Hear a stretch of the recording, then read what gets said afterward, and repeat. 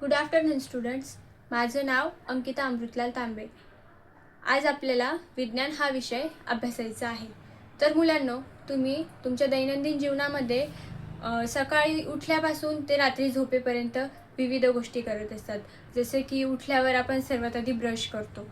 Brush करण्यासाठी आपण आपल्या स्नायूंचा वापर करतो. तसेच आपला रूम असतो, रूमचं दार उघडतो, त्यासाठी सुद्धा आपण स्नायूचा वापर करतो. तर आज आपण विज्ञान या विषयामध्ये बल व बलाचे प्रकार हा घटक अभ्यासणार आहोत.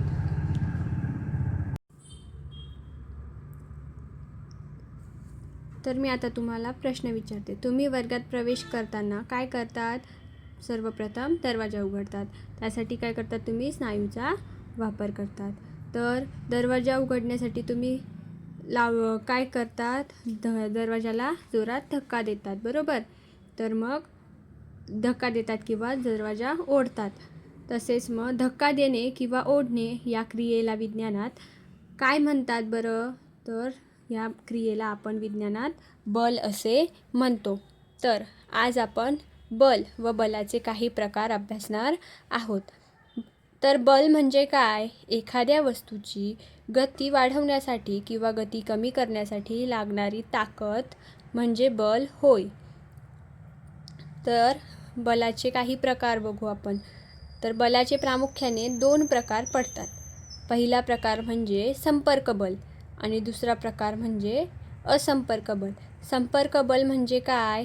तर ज्याच्यासोबत आपला प्रत्यक्षात संपर्क होतो असा बल. आणि असंपर्क बल म्हणजे जे आपण अनुभवू शकतो पण आपला त्यासोबत आपल्याला त्या वस्तूशी किंवा त्या घटनेशी संपर्क लवकर साधता येत नाही, त्याला म्हणतो आपण असंपर्क बल. तर संपर्क बलाचे 2 प्रकार पडतात. त्यात पहिला प्रकार म्हणजे स्नायू बल आणि दुसरा यांत्रिक बल. तसेच असंपर्क बलाचे सुद्धा 3 प्रकार पडतात. पहिला गुरुत्वीय बल, दुसरा घर्षण बल आणि तिसरा स्थितीज विद्युत बल. तर आता पहिले आपण बघूया स्नायू बल.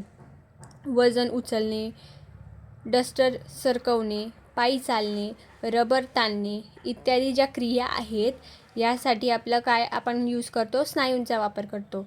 तर वजन उचलणे म्हणजे काय? आपण जिमला जातो. जिममध्ये जे डंबेल्स आपण उचलतो त्यासाठी आपण आपल्या बोटांचा, पंजाचा वापर करतो. आपल्या स्नायूंचा वापर करतो. आता हे डस्टर माझ्या हातामध्ये आहे. डस्टरने आपण फळा वगैरे पुसतो, बरोबर? त्यासाठी काय करतो? आपण स्नायूंचा वापर करतो. रोज सकाळी फिरायला जातो तेव्हा आपण पायी चालतो, बरोबर ना? तर पायी चालण्यासाठी सुद्धा चालतो तेव्हा आपण पायांच्या स्नायूंचा वापर करत असतो. तर ही काय झाली? स्नायूबलाची काही उदाहरणे झाली. तसेच दुसरं आपण बघू यांत्रिक बल. यांत्रिक बल म्हणजे काय? तर यांत्रिक बल म्हणजे असे बल जे विजेवर चालते किंवा एक यंत्र असते. तर त्याचं उदाहरण म्हणजे आपल्याला काय बघता येईल? आपल्या घरामध्ये, आपल्या दैनंदिन जीवनामध्ये आई घरी मिक्सर वगैरे यूज करत असते, बरोबर की नाही? आपण रेफ्रिजरेटर यूज करतो, वॉशिंग मशीन यूज करतो, पंखा यूज करतो. बटन दाबलं की लगेच ह्या सगळ्या गोष्टी ऑपरेट होतात ज्या विजेवर चालतात. अशा ज्या वस्तू विजेच्या आधारावर चालतात आपण त्यांना काय म्हणतो? यांत्रिक बल असे म्हणतो. तिसरं आहे गुरुत्वीय बल. तर गुरुत्वीय बल म्हणजे काय? 2 वस्तूंमध्ये असलेले नैसर्गिक आकर्षण म्हणजेच काय? गुरुत्वीय बल होय. म्हणजे आता आपण एखादा चेंडू वर फेकला तर तो वरच राहणार का? नाही ना, तो खाली येणार. तर फोर्सफुली खाली येणार. कसा येणार? तर एखादी गोष्ट आपण वर फेकली तर पृथ्वी त्याला आपल्याकडे ओढून घेते, तिथे गुरुत्वीय बल निर्माण करते.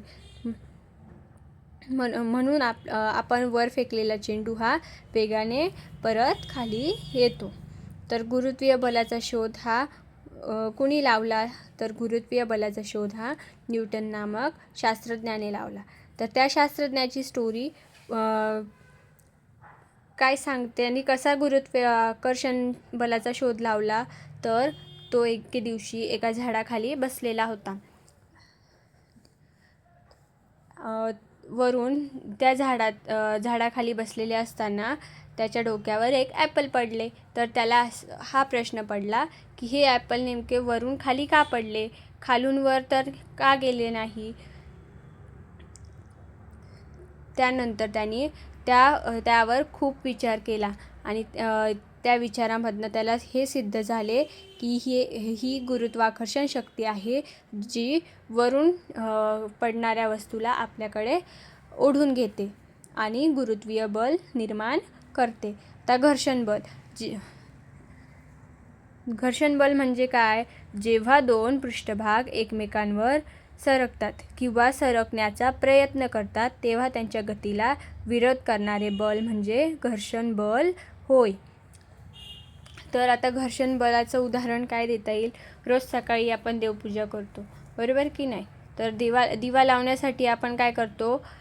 माचीसची काडी असते, माचीस पेटवतो आणि दिवा लावतो.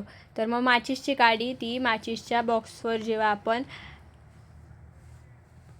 पेटवण्यासाठी घासतो तेव्हा तिच्यामध्ये ऊर्जा निर्माण होते, बरोबर ना? मग तेव्हा काय होतं? घर्षण होतं त्या दोघांचं. म्हणजेच काय? तर एक पृष्ठभाग दुसऱ्या पृष्ठभागावर घासला जातो तेव्हा घर्षण निर्माण होते. जसे की आता आपली ट्रॉली बॅग आहे, आपण ती ओढून कुठेतरी घेऊन जातो, तर त्याचे चाक आणि जमीन या दोघांचं काय होतं? घर्षण होतं. तसेच आपण एकमेकांच्या हातावर आपले दोघं हात एकमेकांना रफ केले तर आपले हात रफ करून एक एनर्जी, गरम उष्ण ऊर्जा तयार होते हातांच्या घर्षणामुळे, बरोबर की नाही? तसेच एखादा दगड किंवा वस्तू खूप मोठी असेल तर ती आपण दोरीच्या सहाय्याने किंवा रोपच्या सहाय्याने ओढून घेऊन जातो. हे सुद्धा काय झालं? घर्षण बलाचं एक उदाहरण झालं. स्थितीज विद्युत बल. आता स्थितीज विद्युत बल म्हणजे काय? जेव्हा दोन स्थिर विद्युत प्रभार एकमेकांवर जो बळ लावतात त्या बलाला स्थितीज विद्युत बल असे म्हणतात. आता हा एक्सपेरिमेंट तुम्ही घरी करून बघा.